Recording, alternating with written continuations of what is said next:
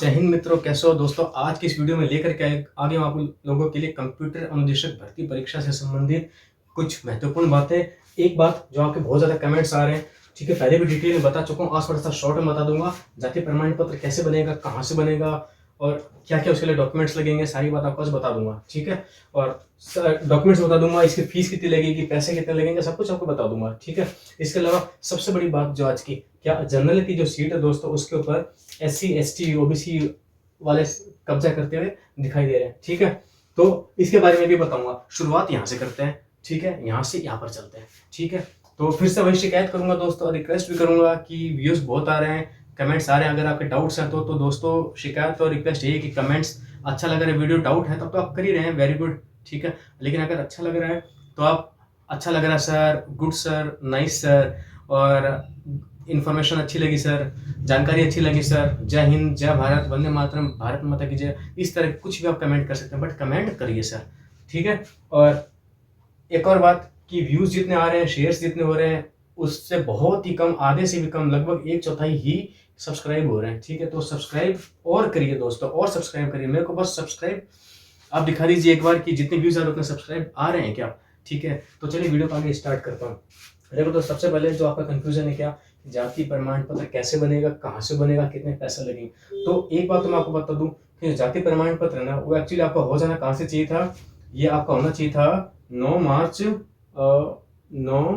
मार्च 2022 से पहले का होना चाहिए, पहले का होना चाहिए, पहली बात,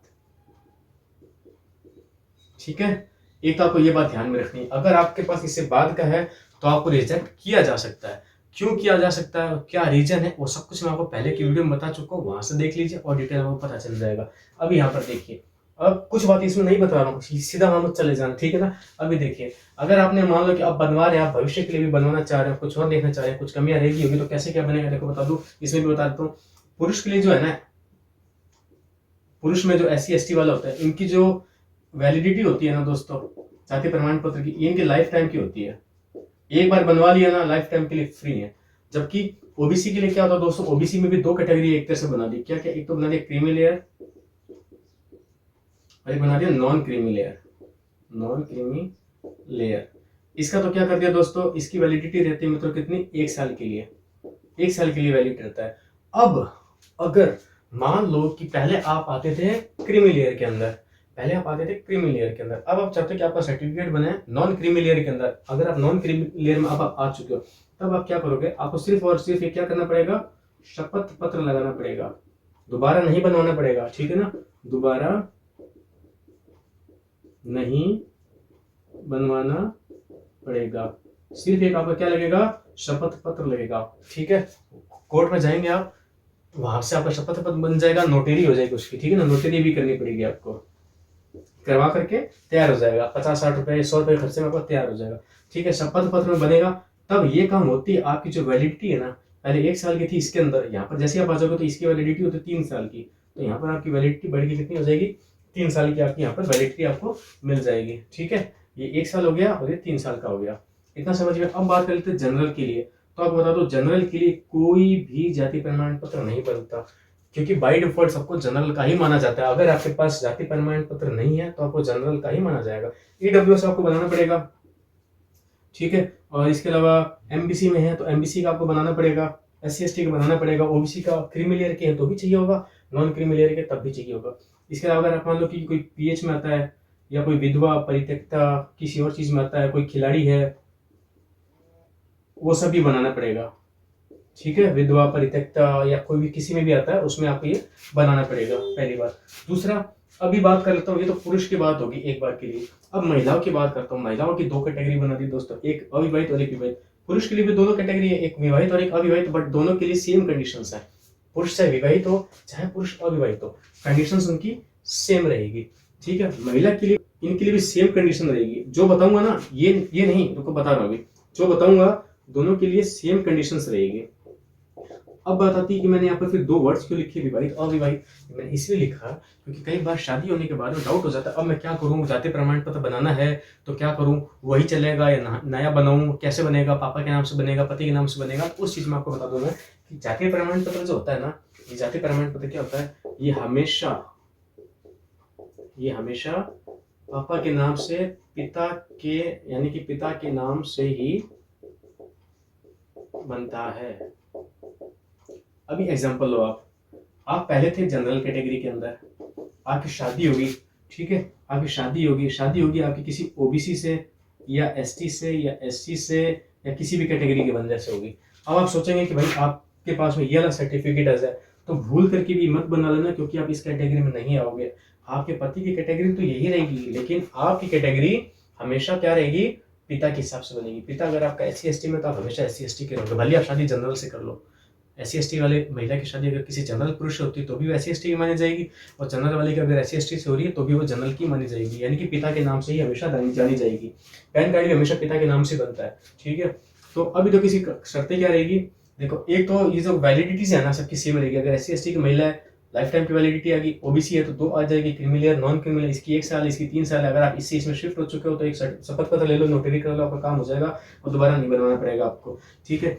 बस ये अलग मैंने क्यों बताया, इसमें कुछ नया क्या बताया, नया यही बताया कि अगर आप पति के नाम से बनवा चुके हैं तो आप बहुत बड़ी गलती कर चुके हैं, आपको रिजेक्ट किया जा सकता है, पूरे हकदार हो रिजेक्ट होने के, ठीक है। तो आप समय से बनवा लो। वैसे तो इससे ज्यादा इससे बात है तो चलेगा नहीं, बट अगर आपने गलती कर दी तो एक बार के लिए अभी बनवा लो, ठीक है।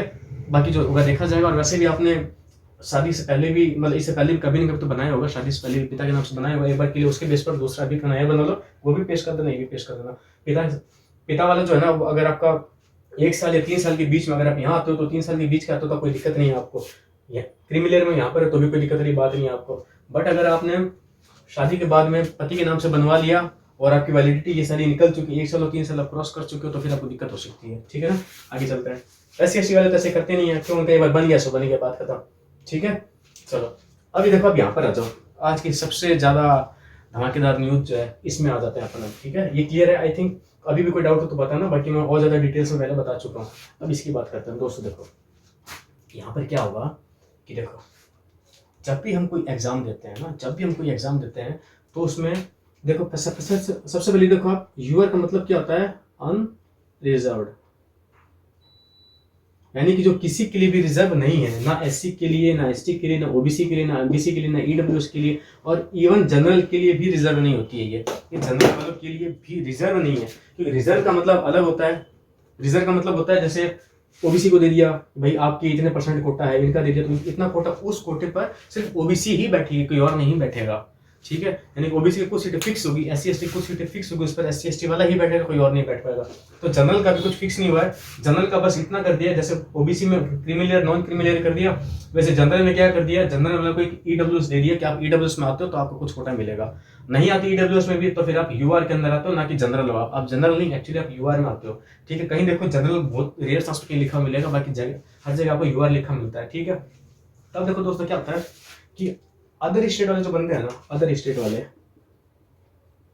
वो क्या करेंगे, या आप ही मान लो आप किसी और स्टेट का एग्जाम देते हो, या कोई स्टेट वाला आपके स्टेट में कोई एग्जाम देते हो, हमेशा किस में फाइट करेगा, वो हमेशा फाइट किस में करेगा, UR कैटेगरी के अंदर फाइट करेगा। UR कैटेगरी में ही हमेशा फाइट करेगा वो, चाहे वो किसी भी कैटेगरी का हो। आज मैं राजस्थान को, मैं SC ST OBC किसी में भी आता हूँ, अगर किसी और स्टेट का एग्जाम दूंगा तो मैं उसमें वहाँ की UR कैटेगरी के अंदर फाइट करूंगा। अगली बात समझ में, जनरल भी नहीं, जनरल के अंदर EWS आता है, जनरल कह दो चाहे UR कह दो, EWS मत कह देना, वैसे UR कह दो आप, UR ज्यादा अच्छा शब्द है इस चीज को एक्सप्लेन करने के लिए, ठीक है ना। अब और सुनो, अभी बात कर लेता हूँ अपने स्टेट की, अगर इसी स्टेट की बात कर लेता हूँ मैं, ठीक है, राजस्थान स्टेट की बात कर रहा हूँ मैं। देखो इसमें क्या होगा कि जो रिजल्ट आएगा, ठीक है, उसमें क्या होगा, अभी तो 80 नंबर रखा हुआ है, 40 पेपर 1 में, 40 पेपर 2 में। अभी क्या होगा, कुछ जनरल के कैंडिडेट्स ऐसे होंगे जिनके उतने ही मार्क्स हैं जितने पासिंग मार्क्स हैं, ज्यादा नहीं है, 80 है तो 80 या 81, 80 पॉइंट समथिंग, 81 पॉइंट समथिंग, मान लो 82 भी होगा, कुछ ऐसे भी होंगे, कुछ 100+ वाले भी होंगे टोटल मिला करके। तो अभी देखो क्या होगा दोस्तों, ये तो जनरल में होगा, सेम इसी तरह SC ST OBC में भी होगा। भाई किसी के एकदम पासिंग मार्क्स होंगे 80, 81, 82, 83 इतने होंगे, किसी के 100+ मार्क्स भी होंगे। तो अब क्या होगा दोस्तों, जब एक और जो लिस्ट बनेगी ना लास्ट में, तो उसमें क्या होगा, टीवी के बाद में जो बनेगा, तो उसमें जो SC ST या OBC वाला जो बंदा होगा, ठीक है, इनको क्या करेंगे, अगर इसके भाई 80 मार्क्स अराउंड है, मतलब इनकी जो भी फाइनल लिस्ट जो बनती है 82-83 जहां तक भी इनको रखते हैं उसके अंदर है, तब तो ये इस अपनी सीट पर ही फाइट करेंगे। SC हो गया या ST हो गया, OBC हो गया, चाहे जो भी कास्ट है, ठीक है, वहीं पर ही फाइट करेंगे। बट अगर इनके मार्क्स ज़्यादा हैं, अगर इनके मार्क्स बहुत ज़्यादा आ गए हैं, किसी के मार्क्स मान लो कि 112 आ गया, 125 आ गया, 102 आ गया, 99 आ गया, कुछ भी मार्क्स आ गए जो मार्क्स ज़्यादा आ गए, 80, क्या पता 87 वाला भी ज़्यादा मार्क्स में, अभी कुछ हमें नहीं पता इतना अच्छे से, ठीक है, हम नहीं कह सकते भाई लास्ट मार्क्स कितने हैं, सबसे हाईएस्ट मार्क्स कितने हैं, ठीक है।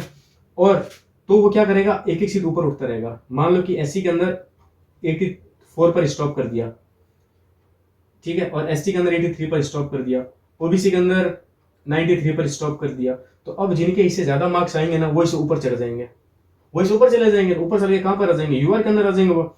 अब UR में कैसे सीट बैठेगी, तो मैं आपको बताता हूँ। UR में क्या होगा, UR में सबसे पहले जनरल वाले बैठे हुए हैं, UR के अंदर जनरल वाले बैठे हुए हैं पहले से ही, ठीक है। अभी क्या होगा, किसी के नंबर ज्यादा है तो वो उठ करके एक एक स्टेप ऊपर होते होते कहाँ पर आ जाएगा, UR के अंदर आ जाएगा वो बंदा। मान लो कि SC वाला UR के अंदर आ गया, क्यों, इसके नंबर 116 थे, ठीक है। अब यहाँ पर जनरल में जो बंदा बैठा है, एक बंदा ऐसा है जिसके मार्क्स 83 थे, तो क्या होगा, और ये मान लो लास्ट सीट पर है, लास्ट सीट पर तो 80 वाला ही होगा, ठीक है। मान लो किसी के 80 पूरे 80 मार्क्स थे, ठीक है, इसको मिल गया। अब कोई SC के अंदर एक ऐसा बंदा जिसके 116 हाईएस्ट मार्क्स है, SC में सबसे ज्यादा मार्क्स इसके 116, इससे ज्यादा किसी के भी नहीं है, ठीक है। ये उठ करके एक स्टेप ऊपर आएगा, UR में चला जाएगा, तो UR में यहाँ पर बैठ जाएगा और SC वाला, ये 80 नंबर वाला बाहर चला जाएगा। इसके बाद एक और बंदा है जिसका मान लो कि 115 है, ये 114 है, 115.8 ना कुछ भी है, तो क्या करेगा, 80.34 किसी का मार्क्स है मान लो, तो ये बाहर हो जाएगा, इसकी सीट पर ये 115 वाला आ जाएगा। इसी तरह सारा प्रोसेस चलता रहेगा।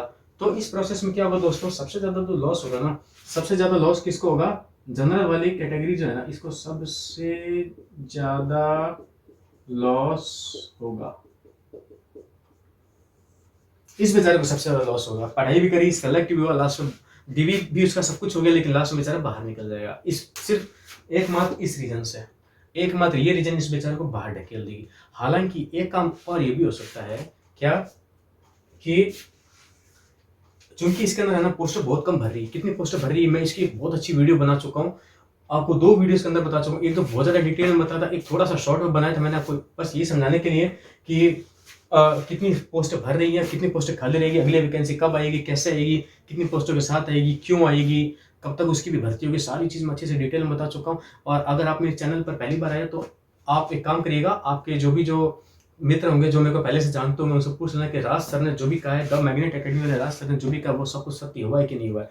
और कुछ नहीं तो आप मेरे पुराने वीडियोस देख लेना, ठीक है। ये रिजल्ट आने से पहले भी मैं एग्जाम के 10 दिन के बाद मैंने वीडियो बनाना स्टार्ट किया था, क्योंकि उससे पहले मेरी सर्जरी हो रही थी, तो मैंने शुरू में कह दिया था कि आपको जो रिजल्ट है 28 अगस्त से लेकर के 10 सितंबर के बीच में आएगा, और अगर इससे लेट होगा तो 28 अगस्त से पहले नहीं आएगा बल्कि 15 सितंबर तक आएगा। मैंने ये बात बोली, तो रिजल्ट का भी आपको पता है 31 अगस्त को आया आपका रिजल्ट, समझे बात को। तो और बाकी लोग तो यही कि आज उनका ट्वीट आ गया कि इस हफ्ते जारी होगा, आज उनसे मिले, कल शाम तक जारी होगा, ऐसे तो रोज का एक ना एक दिन तो रिजल्ट आना है। बट मैंने पहले कह दिया था आपको कि इसका रिजल्ट कब आएगा, अभी भी जो बता रहा हूँ सेम टू सेम ये चीज़ फॉलो होगी, ठीक है। कई सारी बातें बता चुका हूँ, पुरानी वीडियोस भी देख लेना अगर आप देखना चाहो तो, और जो मेरी शिकायत वो दूर कर दीजिए, क्या कि जितने व्यूज़ आ रहे हैं उतने सब्सक्राइबर्स भी आ जाएँ, ठीक है ना। तो दोस्तों इसी के साथ विदा लेता हूँ। अभी भी कोई डाउट है तो आप मुझे कमेंट करना, कोई डाउट नहीं है तो कमेंट में बताना है कि आपको कोई डाउट नहीं है, ठीक है, मैं वेट करूँगा। और ये फंडा आई थिंक आपको समझ में आ गया होगा, इतना डिटेल में आपको किसी ने नहीं बताया होगा। और एग्जांपल्स ले सकता हूँ, एग्जांपल में क्या, अब मान लो यहाँ पर किसी के 113 नंबर है, 113 नंबर है, और यहाँ पर किसी का मान लो कि 82 मार्क्स है, ये हाईएस्ट बच गया, लास्ट कम होते होते हाईएस्ट बच गया, अभी इसकी सीट ले लेगा, ये बाहर हो जाएगा। इस तरह से होगा दोस्तों, समझे बात को। तो सबसे ज्यादा लॉस किसी भी एग्जाम में जनरल वाले को इसीलिए लॉस होता है, कहते ना भाई जनरल में इतने मार्क्स थे, SC में इतने मार्क्स है, तो वो बाहर कैसे हो गया, उसकी सीट वो खा गई, इसी प्रोसेस से वो ये सीट खा जाता है, ठीक है। आगे बात समझ में। तो आज की वीडियो में बस इतना ही, मिलते हैं अगले वीडियो में। अच्छा एक बात बताओ, आपको मैंने पहले भी बताया था कि शपथ पत्र, एक होता है शपथ पत्र, एक होता है प्रमाण पत्र, इन दोनों में कुछ अंतर होता है, शायद मैंने पहले आपको बताया होगा, नहीं बताया तो आपको अगली वीडियो में बताऊंगा। अगर वीडियो मेरा अपलोड होती देख रहे हैं तो आपको एक दिन के बाद में अगला वीडियो मिलेगा। अगर आप वीडियो मेरा थोड़ा लेट देख रहे हैं तो इसी वीडियो के डिस्क्रिप्शन बॉक्स में आपको इसका भी लिंक मिल जाएगा, ठीक है। चलिए विदा लेता हूँ दोस्तों, thank you. Bye, take care. आप इसका स्क्रीनशॉट ले लेना। जय हिंद, जय भारत।